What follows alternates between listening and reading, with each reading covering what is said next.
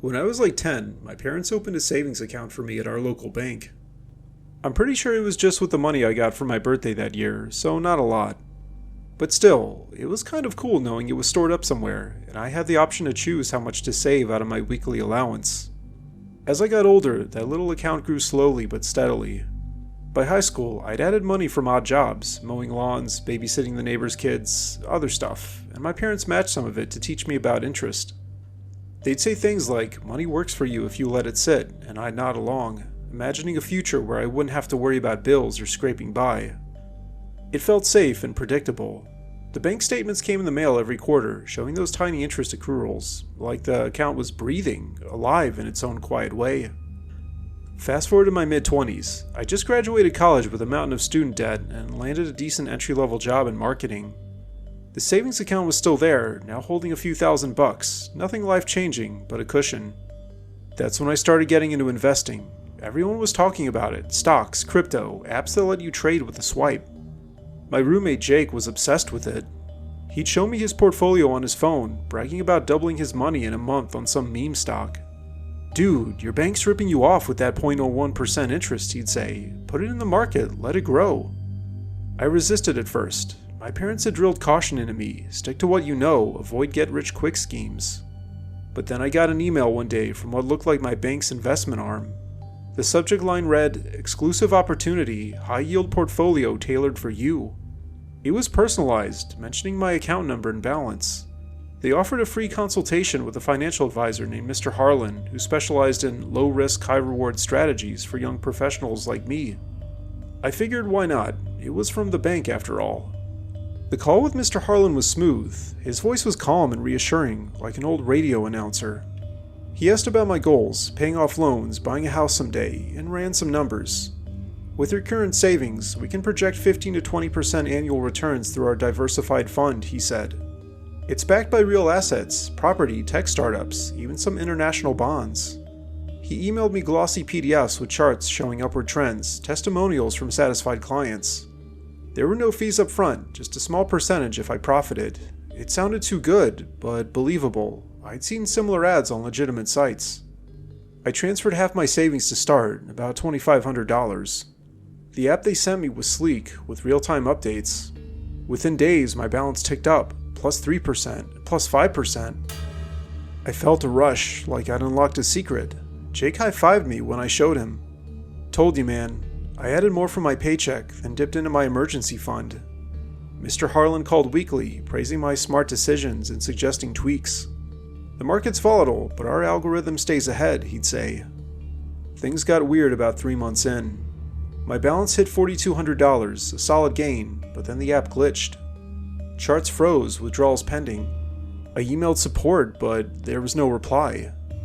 Then I called Mr. Harlan, and it kept going to voicemail. That's when the first strange call came in. It was late, around 11 p.m., from an unknown number. A voice, distorted like it was underwater, whispered, "You've invested wisely, but now we need more." I hung up, thinking it was a prank. The next day, my bank app showed an unauthorized transfer attempt, blocked thank God, but from my real account, not the investment one. I dug deeper. I searched the fund's name online and found nothing. The company's website, which had looked professional, now redirected to a blank page. This is where panic set in.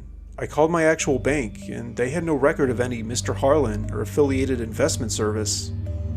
"It sounds like a phishing scam," the rep said. "Change your passwords immediately."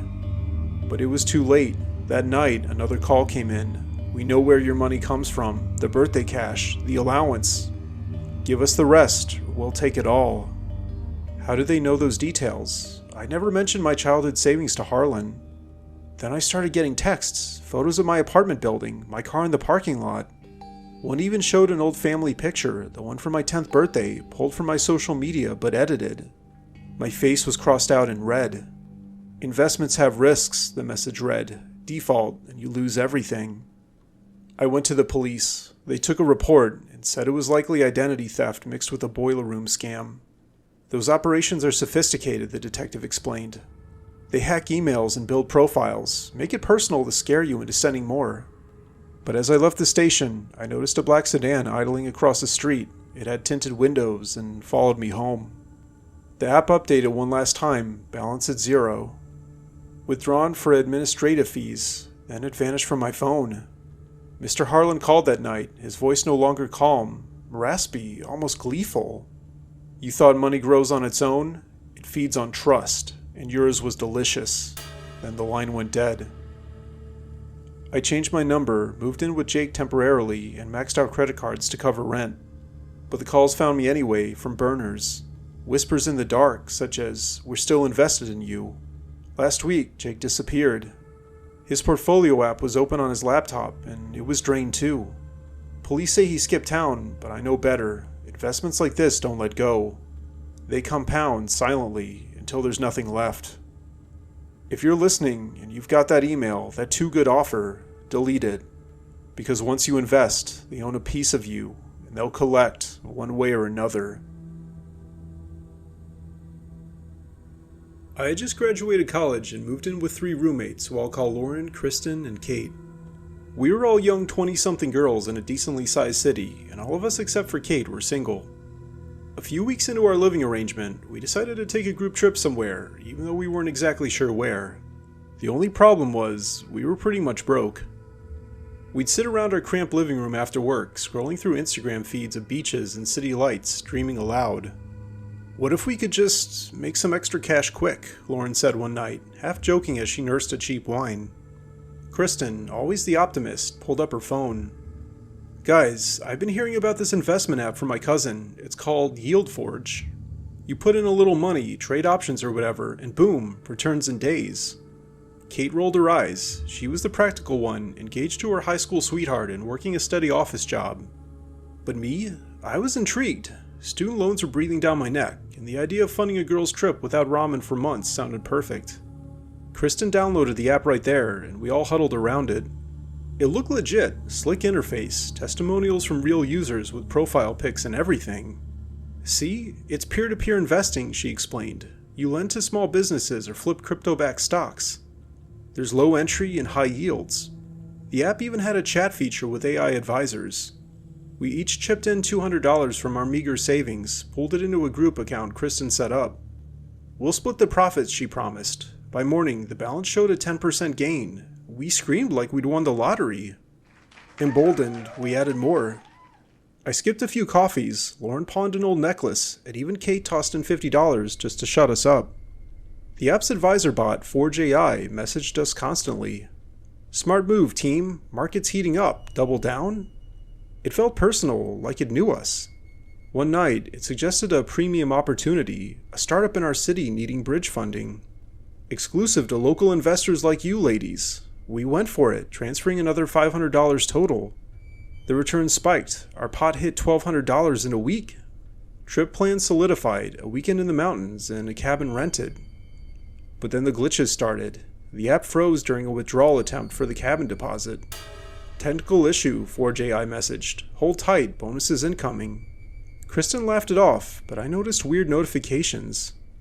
"Lauren, your profile matches our VIP tier. Confirm details?" It listed her full name and our address.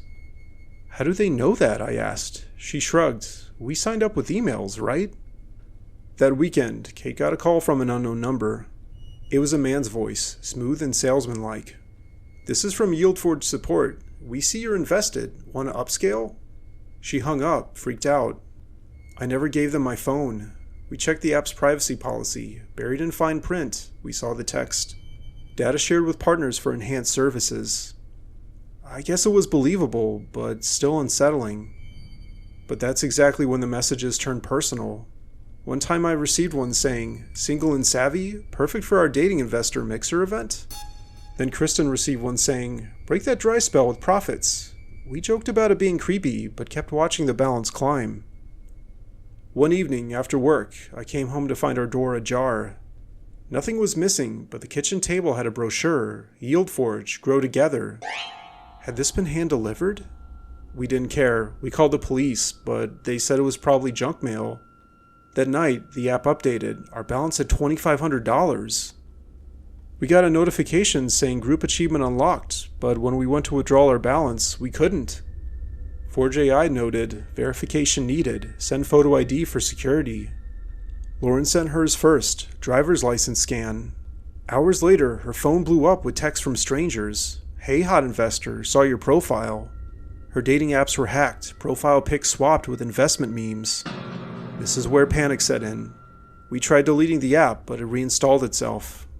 Kate's fiance called, furious. Why is there a charge on my card linked to some forged thing? They'd somehow accessed her shared accounts. Then things escalated. I got a call at 2 a.m. with a whispery voice. You've invested in us. Now we're invested in you. I blocked it, but then there was another. Kate's taken, but you three are so available. We made a decision right then and there to barricade the door and call the cops again. Sounds like a data breach, they said. Report to the FTC. But as we huddled, the app pinged. Photos of us, from inside the apartment. One was of Lauren mid-yawn on the couch, timestamped that morning. Profits look good, don't they? We realized too late. It wasn't just an app. The startup we funded? A front for identity thieves, harvesting data from desperate millennials like us. Reviews online, buried deep, warned of stalking and blackmail. One user even vanished after withdrawing. Our balance zeroed out. Liquidated for non-compliance is what the app said. But the messages still didn't stop. Trips off, girls, but we'll visit soon. Kate moved out to her fiancés. Kristen ghosted, last seen packing frantically, and Lauren and I changed the locks. We changed the numbers and everything else too, but I'm not sure how much good it did.